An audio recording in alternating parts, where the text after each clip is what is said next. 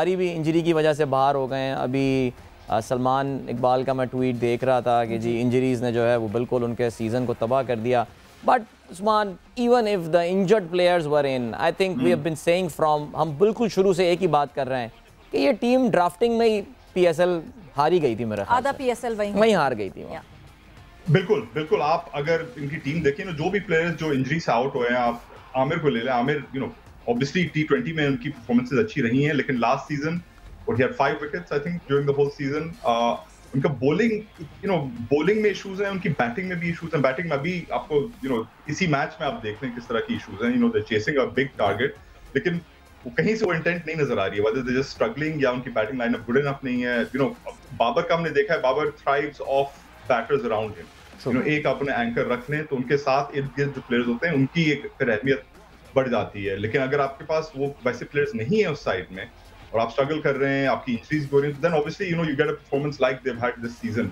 और अभी आप मजाक उड़ा रहे थे कि टेस्ट मैच स्कोर चल रहा है इनका, लिटरली लग रहा है कि कोई हनीफ मोहम्मद को आपने T20 में डाल दिया, तो उस तरह की इनिंग्स इनकी चल रही है।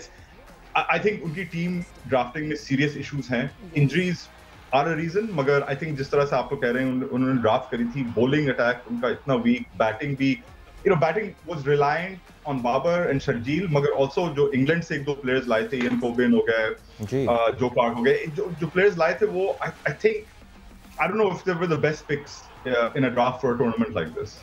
और आयरनी यही है, जो क्लार्क की हम बात कर रहे हैं, अभी थोड़ी देर पहले जो है एक मुहावरा इस्तेमाल किया था अदील ने, खरबूजे को देख के खरबूजा रंग बदलता है। जो क्लार्क भी वैसे ही खेलने लगे हैं, मतलब वो भी रन अ बॉल भी नहीं कर पा रहे, उससे भी कम उस पे स्ट्राइक रेट पे खेल रहे हैं। यानी सभी एक जैसे हो गए, सभी एक तरीके से खेल रहे हैं।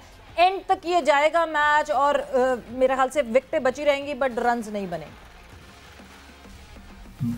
बिल्कुल। ये आई थिंक इसकी मैं एक आपको एग्जांपल दूं। कल रात, और इस पर हम आई एम श्योर बात कर रहे हैं, कल रात जो क्वेटा की इनिंग्स थी, क्वेटा की जो चेस थी, उसमें भी एक वक्त पे लग रहा था सरफराज किस तरह की इनिंग्स खेल रहा है।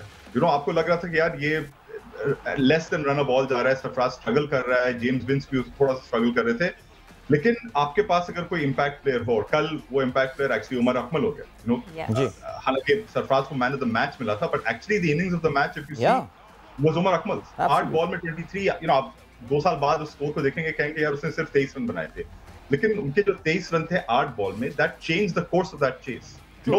उसकी वजह से Sarfaraz was able to pick up some momentum, but only because Umar Akmal ने आस्किंग रेट इतनी कम कर दी थी 8 बॉल में कि फिर सरफराज के ऊपर प्रेशर हट गया। तो actually the innings of Karachi का लगता है कि वैसा कोई प्लेयर इनके साइड में नहीं है who can have that kind of impact.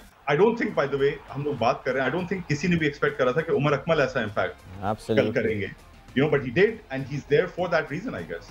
नहीं, एब्सोल्युटली। हर छक्का मारने के बाद उमर अकमल जिस तरह आसमान को देख के खुदा का शुक्र कर रहे थे कि वो तो I think that was a dream comeback, because Umar Akmal वो प्लेयर थे जिनको everybody had virtually written off. और बट फिर वो हो जाता है कि अगर ये फेल हो जाते हैं तो फिर सरफराज को बहुत बुराई पड़नी थी कि यार ये देखो एक चला हुआ कारतूस ले आए और अब वो चल गया है। तो व्हाट प्लेइंग 11 में नाम देख के आप एकदम से हैरान हो गए, उमर खिला रहे हैं ये। What a master stroke Sarfaraz का, कि जो इन्होंने खिला दिया। By the oh my god, Karachi has shown some sign of life there. Flat line में कुछ ब्लिप आया है, छक्का मार दिया जी एक क्लार्क ने। सो अब इसी पे ही खुश हैं। अब ना मेरे ख्याल से यही देख लेते हैं। चलो जी, टॉप रन गेटर में Babar Azam was at number 4। तालियां, जबरदस्त, गुड अचीवमेंट कराची किंग्स। सो ये छोटी छोटी खुशियां हैं जो हम कराची की टीम